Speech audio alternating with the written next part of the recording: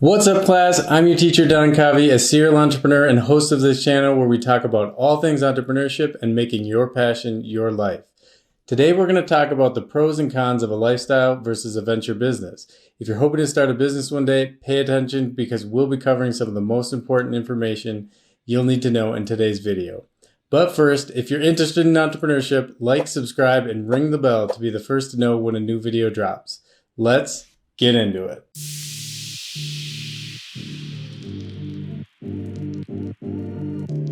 Starting a business is tough, especially when you're doing it yourself with all your own money.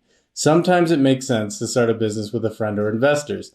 And today, that's what we're going to be talking about. Two different categories of small businesses that are run and managed very differently. First off, let's talk about lifestyle businesses. The textbook definition of a lifestyle business is a business set up and run by its founder or founders with the primary aim of sustaining a particular level of income to provide a foundation to which to enjoy a lifestyle.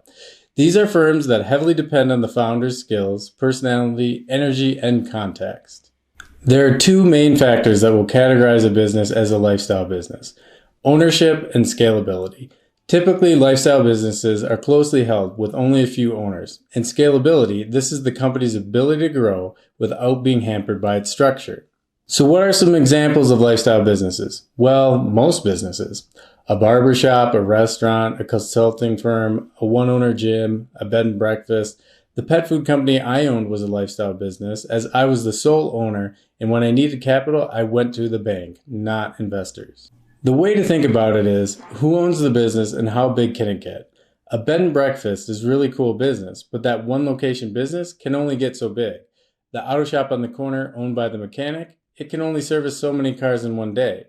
That doesn't mean a lifestyle business will always stay that way. There are plenty of companies that start off with one location and decide to grow big by taking on investors and changing to a venture business. The pros of a lifestyle business are, they typically are easier to get started, they take less capital, they make decisions easily, and their books and accounting are easily done as well. There's a saying about the owner's boat on the books. What this means is in lifestyle businesses, sometimes the owners put their personal expenses on the books. They'll run their phones, cars, sometimes work vacations through the company expenses to pay less taxes.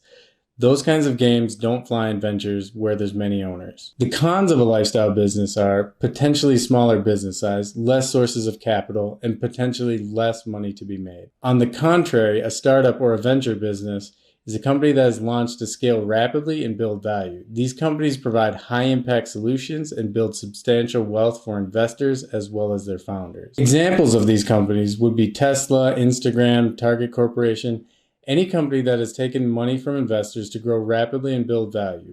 The company I co-founded, iCrimeFighter, fits into this category. The majority of businesses out there do not fit the qualifications to become funded by external investors.